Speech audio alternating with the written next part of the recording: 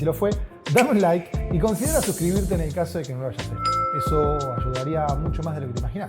Y si presionas en la campanita, recibirás notificaciones cuando suban nuevos videos sobre la Z9 u otro contenido relacionado. Como siempre, gracias por haberte quedado hasta el final del video, realmente lo aprecio mucho. Chao y nos vemos muy pronto, ¿eh? La Z9 utiliza la misma... Concha de tu madre, me cagué todo. ¡Ay, cómo me cagué todo! Mirá cómo se me puso la piel, boludo. Yo tenía esto ahí, el cable, para que no me moleste.